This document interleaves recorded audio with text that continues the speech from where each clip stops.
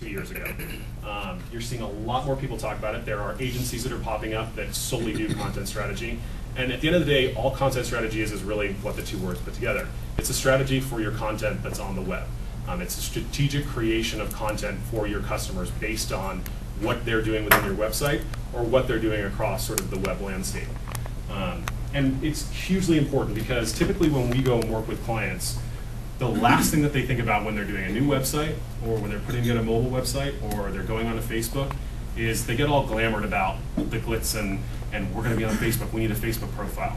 But what they don't realize is, what are you going to actually put in that Facebook profile? Or when they come to us and they say we need a new website, we'll get to the last step, which is plugging in the content.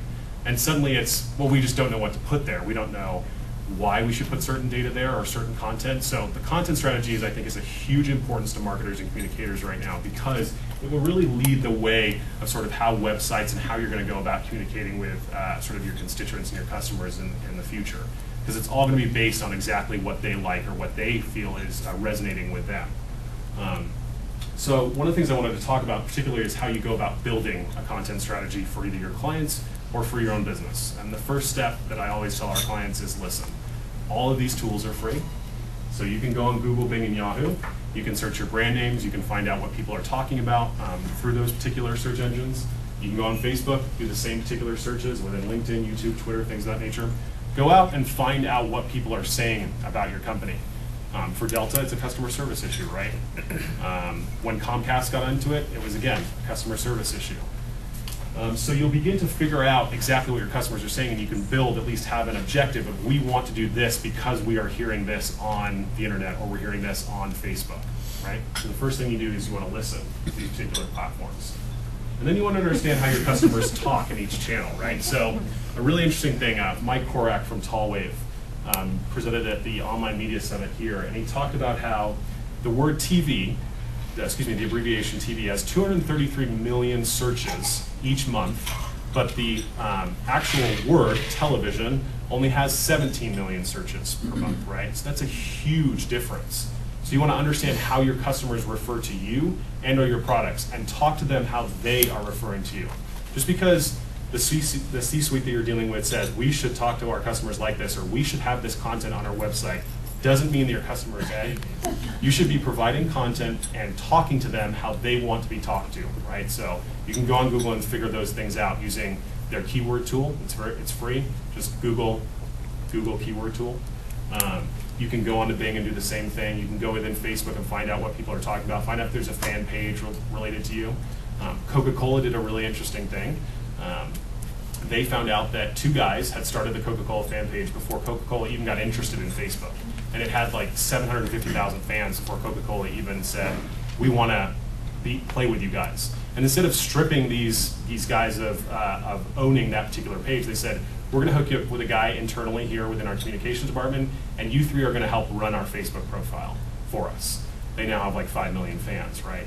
So just really start to listen and figure out what your customers are saying in those particular networks, and then figure out how they talk about your particular brand. Customize the content around how they're talking about you.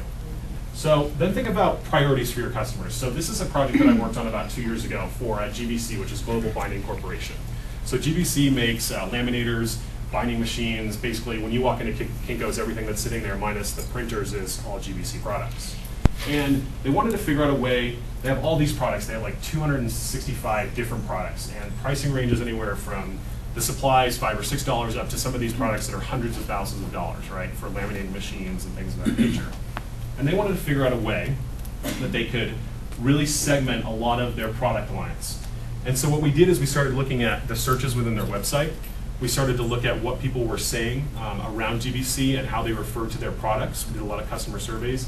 And we found out that this is how they referred to different product sections. So if I want to bind, if I want to laminate, if I want to shred, cut, more, customize, and service. And then we tailor the website based on those particular words. And this is really interesting because when you're sitting in meetings about redesigning a site that generates about $50 million in revenue, you have 25 people from customer service to communications to marketing to IT that are telling you 15 different things and 15 different priorities that they should have for their website, right? And suddenly just the website turns into a complete hodgepodge and doesn't convert how you think it will convert.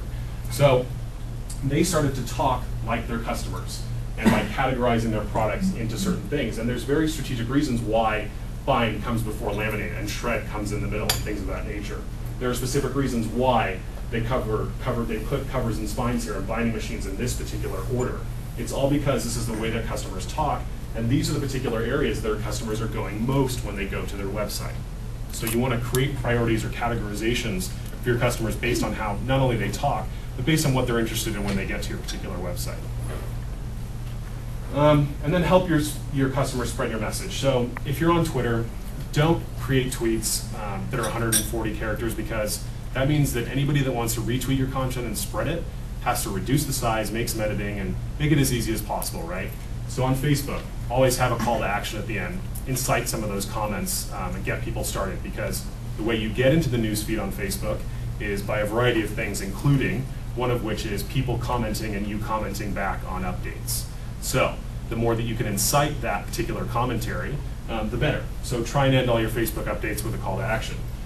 Timing, right? So you can figure out on all these networks what timing works well by just putting tracking URLs with your updates. So if you're using Twitter or using Facebook, you can create sort of bit.ly URLs, or you can use your Google Analytics if you've got it, and create tracking URLs where you could see at certain times of day how many people click on those particular links.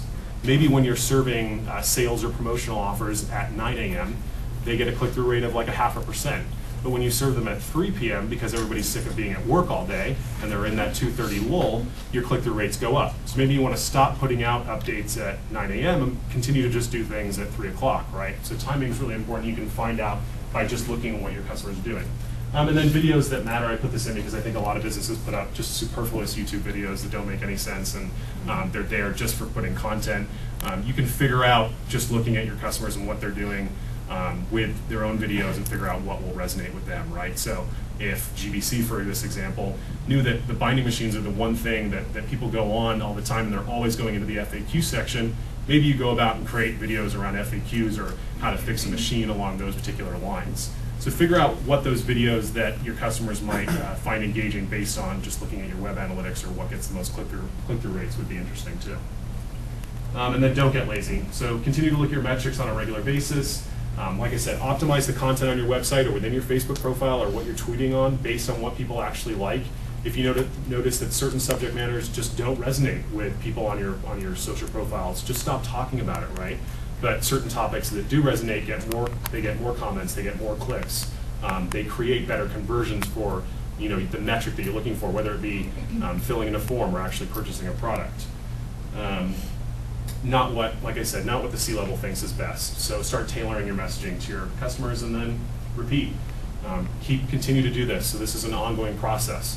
Maybe this is a monthly thing that you as agency owners or within internally, you look at and go, well, last month this particular section was the most frequented area in our site, and now this particular section is, right? So maybe we want to lift that particular section back up into the navigation, or make a call out on our website for that area so people can get there easily, or talk about those products or that content within our Facebook or Twitter profiles or across sort of the social web, right? And then along all these areas, I put together some metrics that you probably could utilize. Specifically, if your goal is lead generation and customer acquisition, we tend to look at traffic, we look at referrals, we look at time spent on site, repeat visits, bounce rate, social mentions, so how many people are mentioning you within the social space, registrations and connectivity to the sales funnel from new media channels. So what I mean by that is, whatever your end action is on your website, or whatever that ultimate goal is, if it's a sales form, if it's a particular product, figure out how your messaging on Facebook or on Twitter or across the social web creates those conversions. So what's the connection from the social networks to your ultimate goals on your website? Any questions on these metrics? Okay. That's really it.